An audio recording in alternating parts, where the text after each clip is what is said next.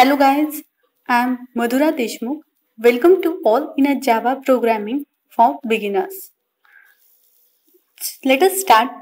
Why did Java become famous? The main and the important feature behind that is a platform independent. Now, the question arises is that what is meant by platform independent? So, let us see what is it exactly. Here on the screen, you can see that for explaining this, I have taken the example of two languages, that is a C or a C++. If I have write a code in those languages and I am going to execute in a Windows OS, and the same program I have taken and I am going to try to execute in another OS, that is it may be a Linux OS, then it will compile? No, there are certain changes are required.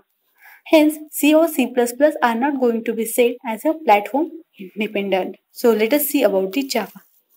As we have seen, if I am going to write a JavaScript and going to execute in a one operating system, then the same code can be executed in another operating system.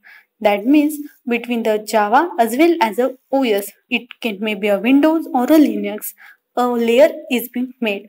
That is a Java virtual machine. Through this layer, we are going to able to construct as well as execute a program in a different operating system. The Java language was in the past made for only the writing application in a different operating system. The applications may be the programming which is used in a gadget like our computers, cars, refrigerators, television set, like this. And these gadgets are going to work in a different operating system. Hence, Java is useful for this. So let us learn a simple programming in a Java language. Whenever we are going to make any of a language, the first program is that a hello world. Through the decoder, I am going to execute it. So now, what is this a programming? I am going to explain you in a short. Here, for the mobile, that is an Android OS, I have chosen the app for compiling, that is a decoder. If you are going to use in a desktop PC or a laptop, you are required to install different software like NetBeans or Eclipse. So let us see the programming. Here you are going to see on the screen is that different languages. For example, Java, Python, PHP, Ruby and many more. There is a requirement to select the Java. Now come to the programming. Here the one important thing is that you require to remain in your mind is that there is no requirement of header file in a Java. So let us see the structure of a Java language programming. The first is that syntax is that class space class name. Class, what is a class? We are going to see in a deep in our next session. You can give a different name for a class name. I have given the decoder. Now, opening brace.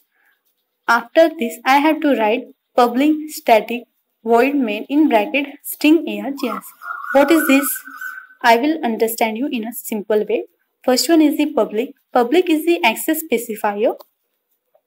That means there are the three access specifier: public, protected and a private. As per the need, we can give different access specifier. Then the static. What is the use of static? If I am going to write the static, then I have no need to declare the object of a class decoder. As we all know, class and object are the main features of OOP, that is object oriented programming. But here I am not going to make object of a class since I have used static. Then the void. If anyone don't want to return anything, then void is given, and the main. Main is the main function in which the compilation or execution of a program start.